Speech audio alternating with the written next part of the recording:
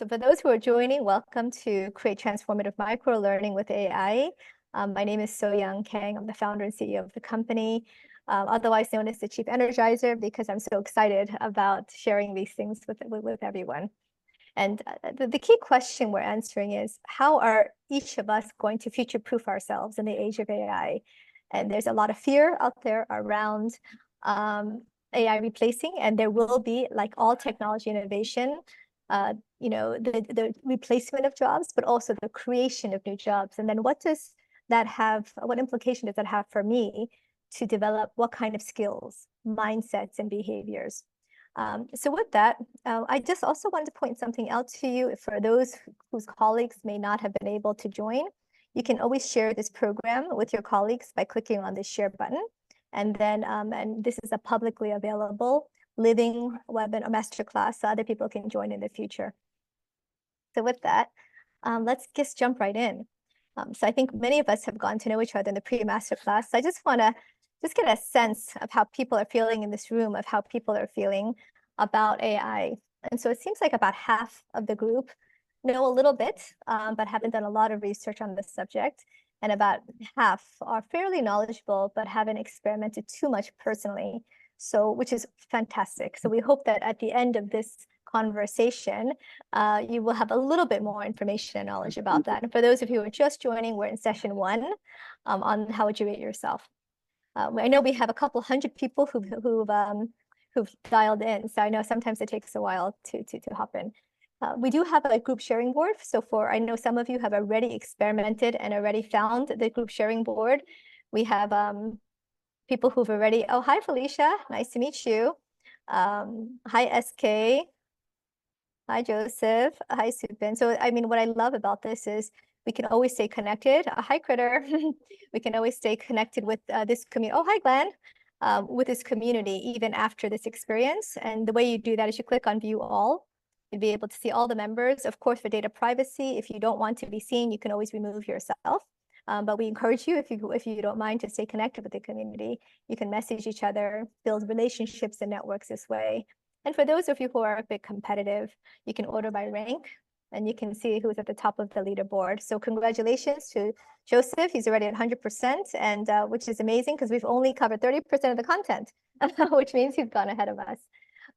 So with that, we're going to do and this a little bit of introduction, about my background, and ultimately, I'm passionate about how do we maximize human potential, and how do we use tools like Gnowbe to really be able to empower each of you to then transform the lives of your communities and of your teams. So that's ultimately, I think, the passion.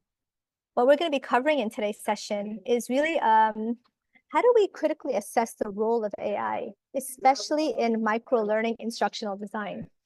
And how do we leverage collaborative strategies and to maximize the impact on learner engagement? And what kind of skills and mindsets do we need to develop in the age of AI, especially in the workplace? So I just want to give everyone a moment to share what do you hope to be covered. And I'm going to go to the group board to see what you have shared to make sure that we're covering your questions and your challenges. So let's just go here to the group board and find out what challenges you're facing. I'll just go to session 1. Let's see. Oh, so Glenn. So Glenn shared that he hopes that we'll be covering how do we use generative AI to assist with good quality? Awesome question. And the challenges are, I want to get better talking to it. Yeah, and that's a lot of it is going to be about prompting, right? And how do we think about prompting in that conversation? Are there other people who want to share some of your challenges? And you can post it in the group board. Nick, I hope we'll be covered. The pace of AI tools being released makes it harder to filter out what is useful. That is true. Ease of use is critical.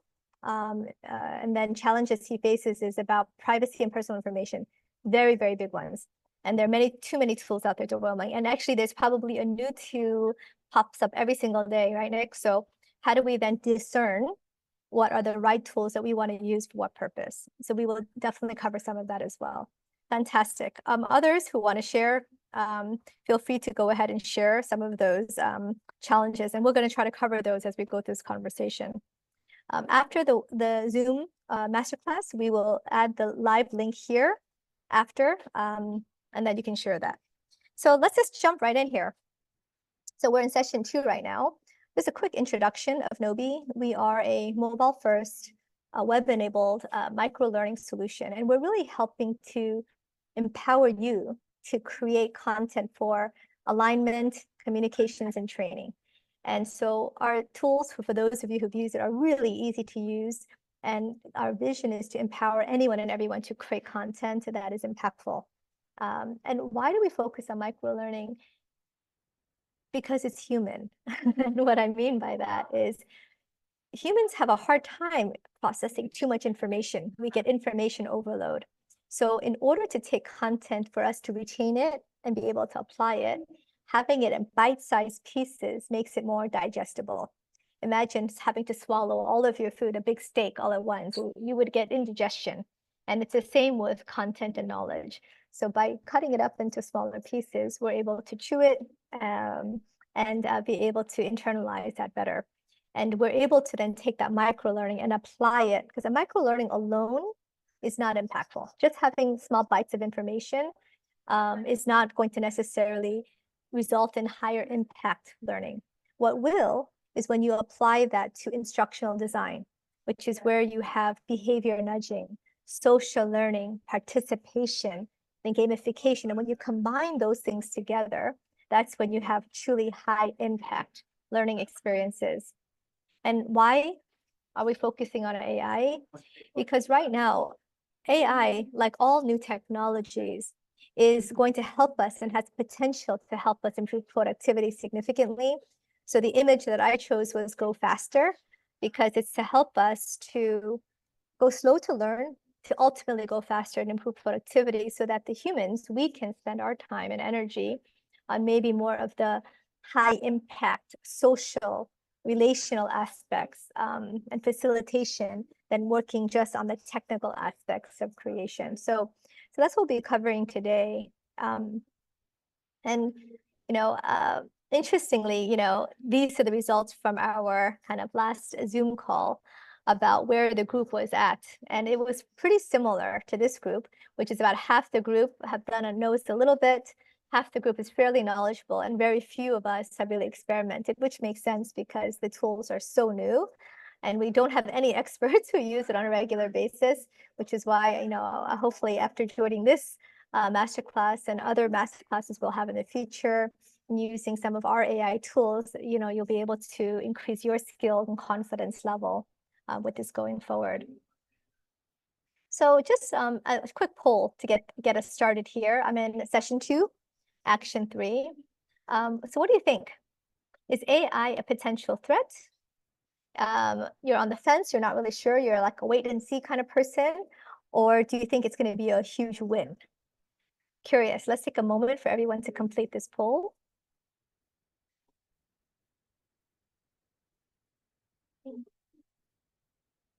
Okay.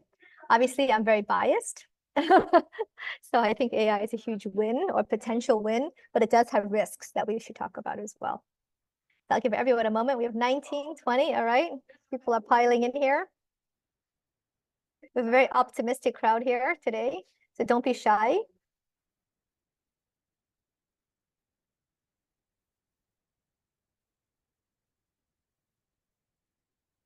And for anyone who's having an issue logging into session 2, if it's locked for you, my recommendation is to exit out and then refresh it and it'll open up again.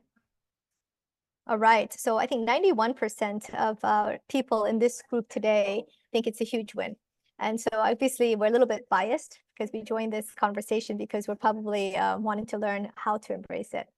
And so there are obviously a lot of benefits, perceived benefits and challenges. Let me just take a moment for you to participate with me to share what are some of the perceived benefits as well as some of the perceived challenges. I know privacy was definitely brought up by Glenn, which is a great one. So let's take a moment to just think about what some of those benefits are and challenges. And I'm going to go to the board because I'd love to invite you to participate with me. Nick, yeah. Thanks, Nick. This is fantastic. The line between original thought and AI, yep, is blurring. And sometimes we can't tell what is real. Yeah. And authenticity, that's a really important one. And what does it mean to be authentic in the age of AI, right? Erwin is talking about learning to control AI. So let's look here. Erwin here. It's useful as a tool to make us more productive. Make sense of random thoughts. Absolutely. That's definitely one of the benefits. Let's see what the rest of the group says. Critter. How does AI leverage the methodology I want to use and assume knowledge in the content build? That is ultimately a challenge for me and the business I work for. Yep. So I think that's going to be in some ways similar to Google search. Like, how do you know what you search is of good quality? And so well, then what is the role?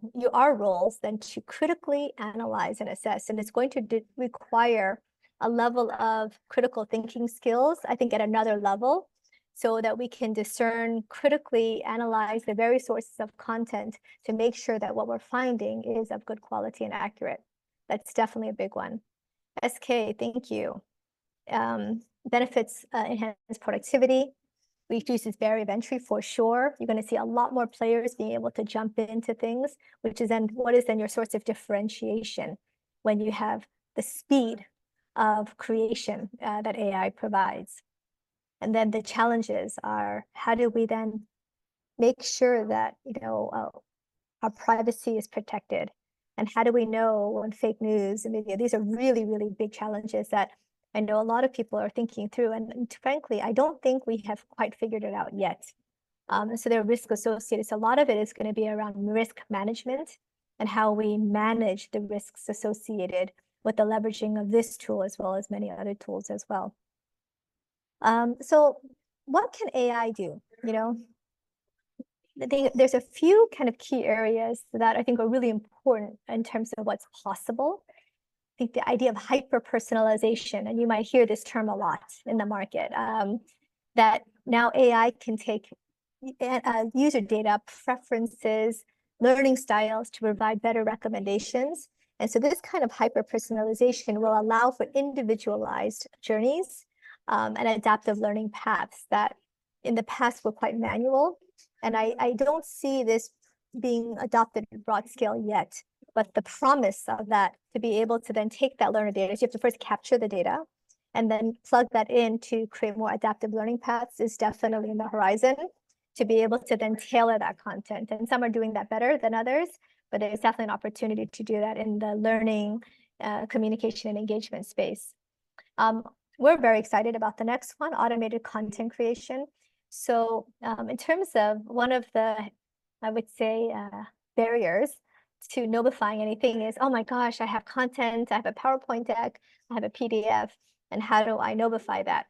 And so being able to have an AI tool that can take that PowerPoint deck and automatically apply the science of microlearning instructional design to that content and then spit out a Gnowbified participatory experience is super exciting. So we are actually working on that right now. It'll be coming out in the next few weeks. We're still in beta testing of that, but we're very excited to see how do we crunch the time down from days and weeks to seconds for content creation. But it will still require, I think, the human creator and curator to be able to look at that and then QC it to make sure it's accurate and it's really getting to the example of experiences that you want. I think in terms of natural language processing, this is another area where AI can be used to really help to guide in terms of understanding the content. So that's really where you have an AI companion, and that AI companion can come alongside and say, hey, Jit, here's a suggestion to make it a bit more impactful. So we're definitely seeing that as our AI chatbots and guides. That's also something that we're testing and that's coming out soon. And then, of course, data analytics. So the more information that we have, how do we process and analyze large pieces of information?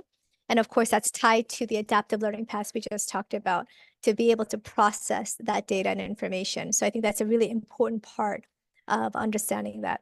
And then lastly, I mean, and of course, this is just a subset. There are so many other use cases, but these are just a few examples. So language translation, and this is really important. We launched that a few months, about a month or two ago, to automatically take any large piece of content and then automatically translate that into any language instantly. And so to be able to do that, and we've been doing that with Google Translate and with people and some of the other things, but now embedding that into the learning experience. So the structure of the content to be able to automatically translate it is really, really quite powerful. And so, for anyone who's interested in seeing demos of any of these things, of how it works, we will share at the end of this masterclass opportunities for you to get hands-on practice in some of the things that we're talking about. So these are just some of the use cases. Obviously, this is not the whole list. And we imagine that with AI developing, these use cases will continue to evolve. So, now that we've talked about what AI can do, what is still, and this is again time-based because it's developing so quickly, but as of today, what does AI struggle to do? So far, it still struggles with emotional understanding of context and of nuance.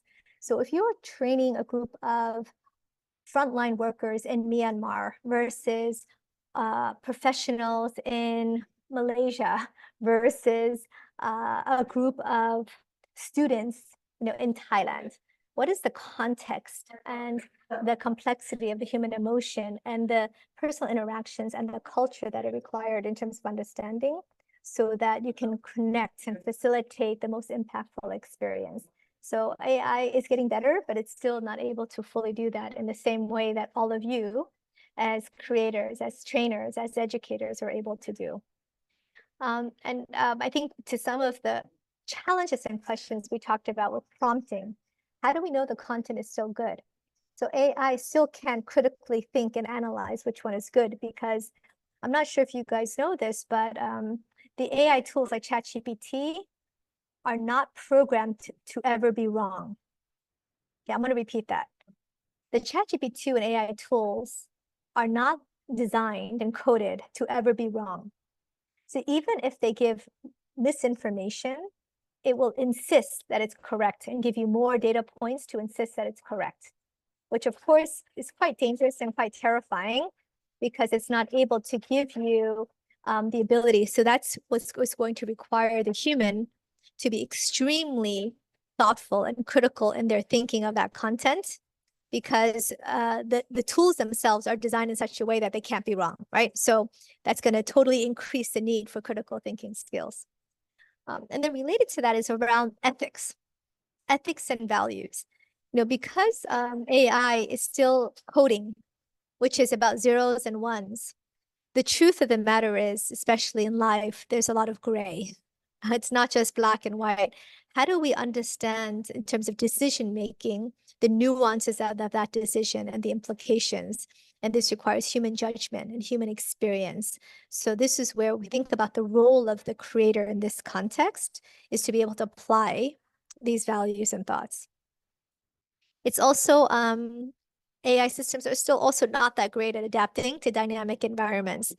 So let's say, I planned this masterclass with you with a few questions, but then, someone will ask a question and it might take the conversation a different direction. I have the ability to Gnowbify, to edit this real time with all of you and have a dialogue, whereas AI will struggle to be able to adjust this conversation on the fly. So I think you still need that human creativity and adaptability to do that. We talked a little bit already about culture and cultural sensitivity. Of course, these things are things that I know AI is developing quite rapidly to be able to make jokes in different languages and understand humor, but there's still some work still to be done.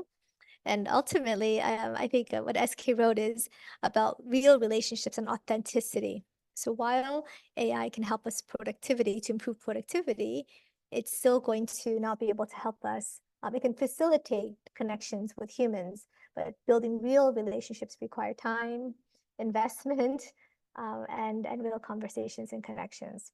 So those are some of the limitations at the moment. And of course, we know that a lot of investment is going into these AI tools. So the space, keep watching this space, right? And so just to summarize, we're seeing now in the creation space the opportunity to leverage AI to maximize learner engagement, outcomes, but also creator tools to leverage AI to help creators improve their productivity to design this type of experience for the learners. And with that, I think we want to do a little tool.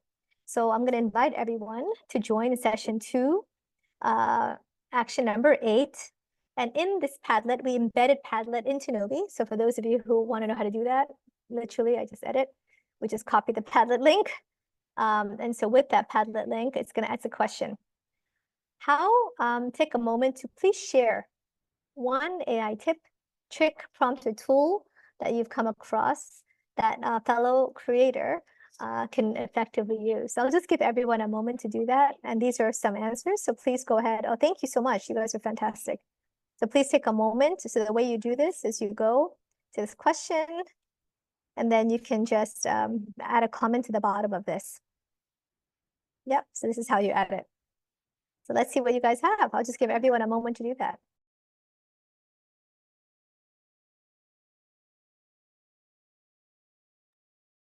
Excellent. I'm seeing things like automated image generator, prompt patterns, ChatGPT.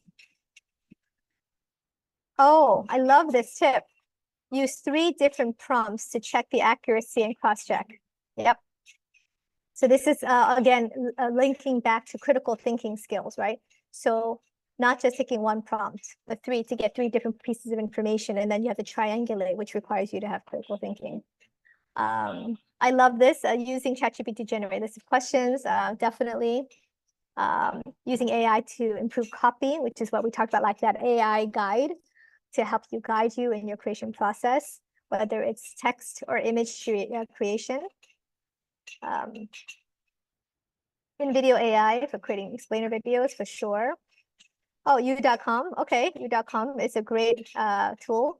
So I want to encourage all of you to share your tools, your tips and tricks, so that we can think about how we partner together, how we try and increase our ability to do that. And I think the community is always the best place to learn, because we're all practitioners. So I love it. Thank you so much, guys, for sharing. And please, obviously, this program will remain open to you. After this masterclass, you can continue to learn from others and take the time to try some of these tools out. So, given all of this, how do each of us who are having this conversation now stay relevant in the age of AI? How do we continue to foster human creativity, these critical thinking skills to design the right prompts and help us to develop our problem solving? So I would like everyone to just take a moment to just reflect and share an example. How do you plan to future-proof yourself against or with the rise of AI? And I'd love to hear and learn from you how you're doing that as well. So let me give everyone 1 minute to do that.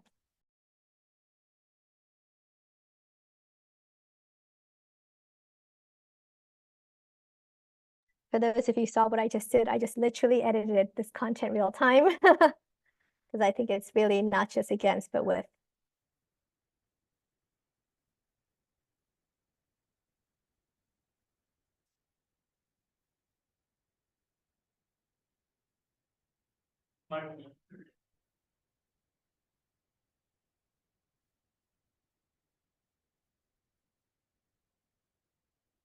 Okay, so this is kind of mine, and let's see what the rest of the group has to say.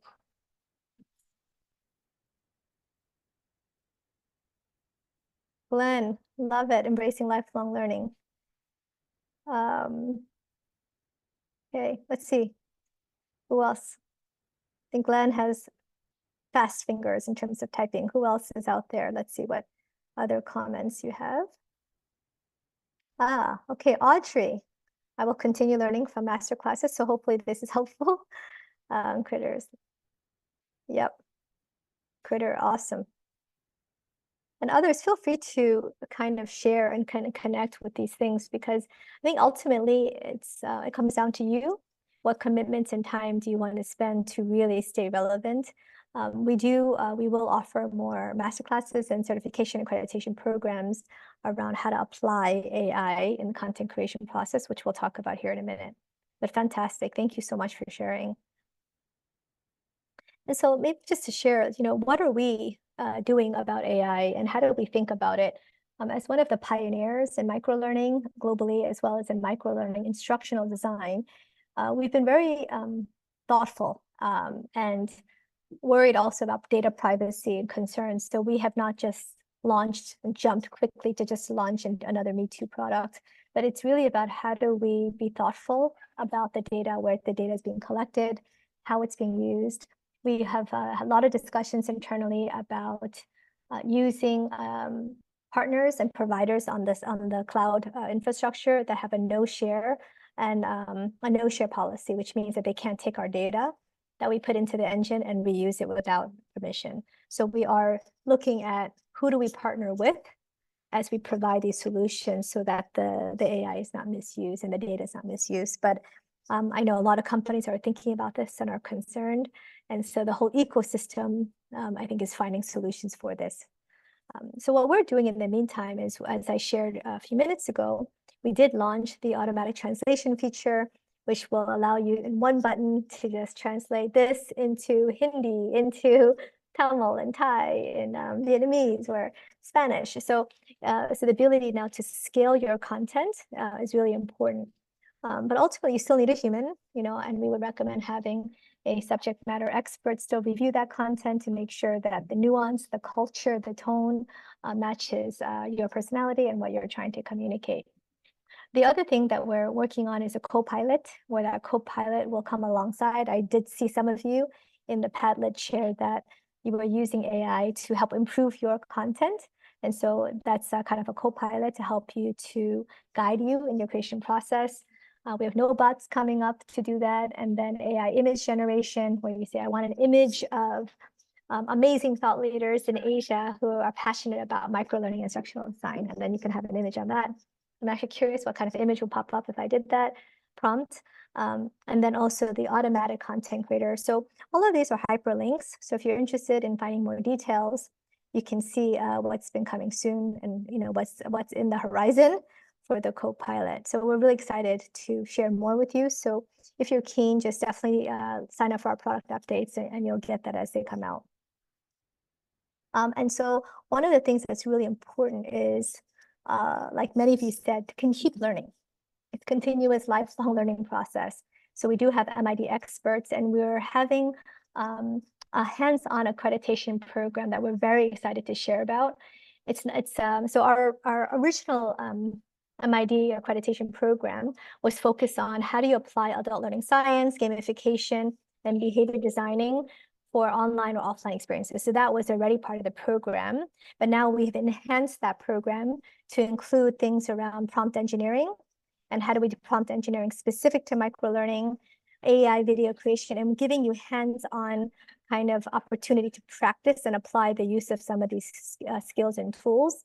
And then you'll get free kind of professional feedback and consulting and peer review. So at the end of the accreditation, you'll have 3 ready-to-go programs. So we're very excited that we have the next level 2 accreditation kickoff. The next cohort will be March 21st. And the details and dates are there. We do have a promo code that makes this program 70% off. It expires today, but I think what we can do is extend it, by another week for everyone who attended this masterclass today. That will make it 70% off. So we'll extend it by 1 week for this cohort. So we do encourage everyone, and more importantly also, it's how do we become part of this community of practitioners so that we can continue to learn from one another, because it is a new and emerging space. And so we just want to make sure that we're supporting each other in that process. So that's kind of, I wanted to really open up the floor because I don't claim that Gnowbe has all the answers to AI, but what questions or comments do you have about this topic? What are you seeing? What did you learn? Or what is still something that you would like to know more about? And I want to make sure that we've covered a lot of the questions, at least initially. I think there were things around data privacy, around content and prompt engineering. So would love to just open the floor up. You can either unmute yourself to ask your question, or you can type it into the group board here so that we can have an open conversation. So I want to open up the floor for any questions that you may have.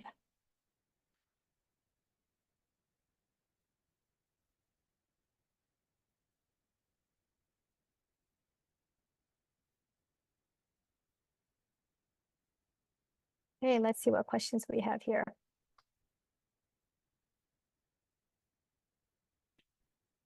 Okay, so one question is, will Gnowbe AI be included in the existing plans? Okay, they will be added on, like add-on features to the plans so that you can, because you'll get AI tokens and credits.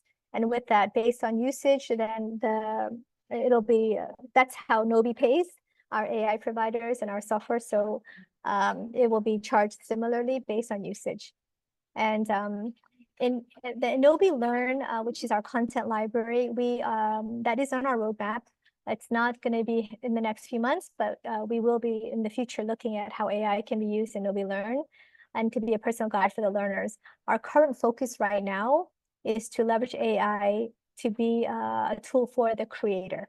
So that's been our focus, at least that will be our short-term focus. But great question, Erwin. Other questions, and you feel free to answer them, put it into the chat. Is Gnowbe looking at incorporating video making in the AI tools? Great question. There are so many different now video making AI tools. So as we find kind of some of those technologies and as they advance, we may partner with companies that do the video making and then embed that into Gnowbe. Because as you know, Gnowbe connects all kinds of tools. Like Padlet, like Kahoot, etc. So if there are great video creator tools, instead of investing in building that, there are people who are going to be really awesome at that. We'd rather partner with them and then make that part of the creation process. So we're unlikely to build it ourselves. But integrating with them is really important. Great questions. Yeah, Audrey is getting looking at Padlet. Yep. And so I think in the last conversation, people said, how did you embed Padlet? So we can share an article with everyone in the group board of how to embed tools like Padlet, like Kahoot. And for those of you, we have articles around how to easily embed these tools into the Gnowbe experience. So fantastic. Yeah. Any other questions or comments? This is, I know, a very new topic for many people. And of course, for those as you're thinking about your questions and comments, you can get your certificate here. I know some of you would like to get your certificate. And so you can have that digital certificate and put that on your LinkedIn profile to really show your commitment and show the world that, hey, I am investing in learning and understanding the impact, the implications of AI in content creation and training and engagement. So I do encourage all of you to get your digital certificate and share that. And we'll embed the Zoom link here as well, so that you can listen to the session and share that with your communities. Yeah. So what other questions do you all have about AI, and how comfortable do you feel about the use of AI now? What are you willing to try? Thank you so much, Alex, for sharing. Yep, I think Alex summarized it really well here. It's AI is powerful enough to speed up workload and production, but not to be dependent on it. And I think like all technology, to be honest, you know, there are purposes of that technology. Even Gnowbe, actually, as a creator tool, is meant to integrate and save time for the creator, to not having to use like a survey tool, a polling software, community board, content, PDFs, and PowerPoints. It's all in one place, right? So Gnowbe tries to automate that process so that all the content is in one place. But you still need a creator to judge, to assess what is the right sequence, what is the right source of content. So you still need all of that. And you know, so it's this, I would say, technology and human collaboration that you know, that is still going to be critical, and I can't foresee in the near future that changing. Thank you so much. I love seeing the comments. I think of the community, because ultimately we're kind of learning together. One of the things also that, you know, maybe I'll share in, you know, the internal discussions we've been having with our CTO about AI and chatbots is how do we kind of empower people to build a confidence around AI, because there's a lot of fear right now about AI. And in some ways, if you use Google search, or I don't know how many of you use Siri, your data is already being captured at a level and a scale that is pretty intense and pretty massive. And sometimes we tend to separate the topics. So even though our data, whenever we Google search something, Google is collecting that information to know what people are interested in, right? But we don't think of that as invasive, for example, or when my iPhone hears my conversation. And right now, because of this conversation, my iPhone is likely to pop up something around AI or transformation or learning because it's listening to my conversation all the time. So the uncomfortable truth is that our data, our information, our conversations are being recorded, whether we're knowing about it or whether we don't know about it. And so that is happening across the board. So I think the question is, how do we understand the ecosystems? And to be completely cut off from the world is also challenging. But recognizing that that's been one of the big fears is that if you're using Google search, you're giving your data to Google, right? If you're putting things in Google Slides, technically Google has access to that, to the content of your slides. Legally, they probably can't do anything with it or use it. But whenever something is in the cloud using internet, it is connected to some data source. So just maybe a challenge to some of the potential organizational concerns that let's be thoughtful about understanding the risks associated, but to find solutions now that are web-based or cloud-based that are not connected may not be so realistic. It was just about understanding which providers we want to partner with who are a bit more thoughtful and responsible. Yeah. Thanks, Dean. Hi, Dean. Sharing about AI as a helpful assistant. And that's how I use Gnowbe AI. So just some examples, and maybe Jit, I will put Jit on the spot here because Jit is also, he's an awesome content creator.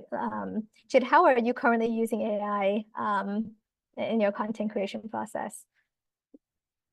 Yeah, so I think yeah, AI has been a beast. It's been like a beast that like needs to be tamed. So like I've been experimenting with generative AI, ChatGPT, to just get started with, just kickstart like the content creation process. Yeah, but I think like personally I find like I think something would be useful is the idea of getting comfortable with it, because you can type in anything and it generates like a bunch of stuff. Some stuff might be relevant, some stuff might be not. So the whole idea is about getting comfortable, finding your own style in terms of having a dialogue with the AI, such that it responds to you in a very relevant way. So that the experimental process, it takes a while. It takes a while. So there have been resources online kind of like to guide you, but it might not be something suitable to your needs, or in terms of how you want to create your content. So my whole thing is, I guess, is to practice with the AI.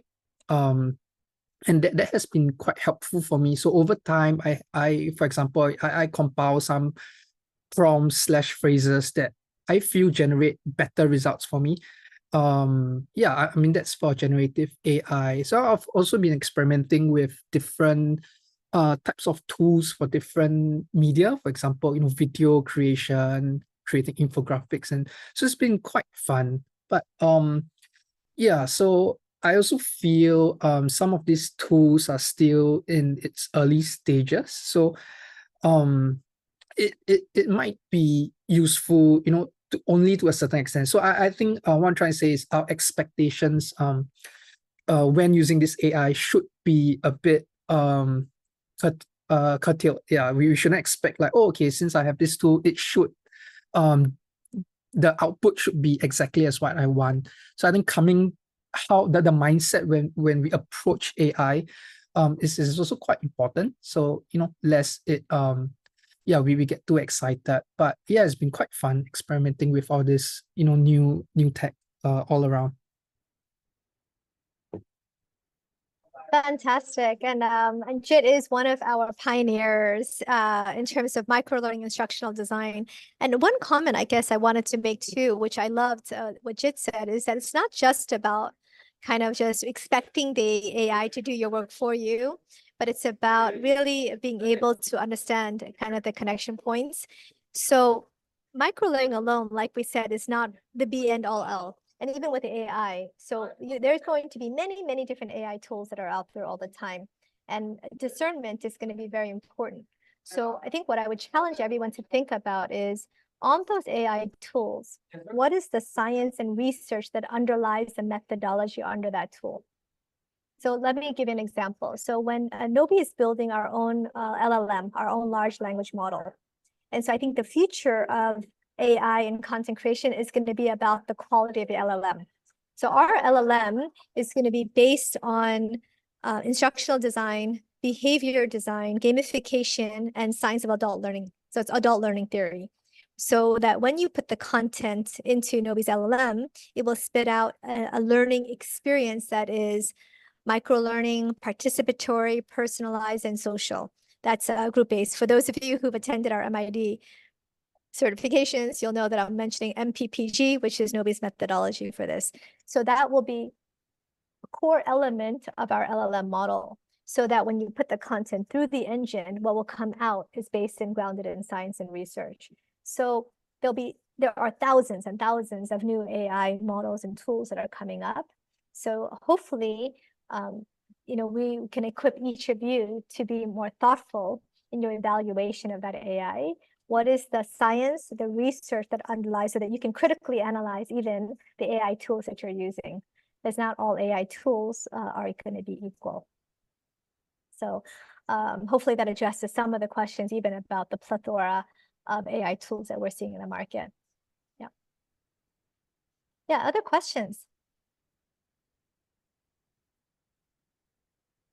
And I love some of these comments about the benefits and the challenges.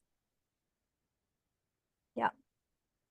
Thank you, Dean, for sharing. Mark, and then I see here, Alex.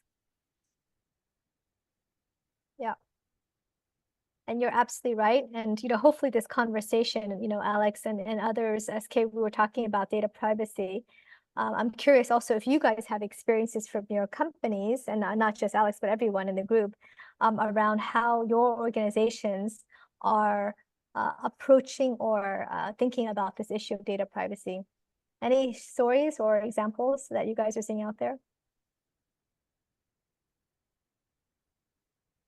Nope. Yeah, I think what we're seeing is just really the experimentation. So there's a lot of early experimentation happening. There are opportunities to kind of do like what we call wall gardens around data and separate instances of that data.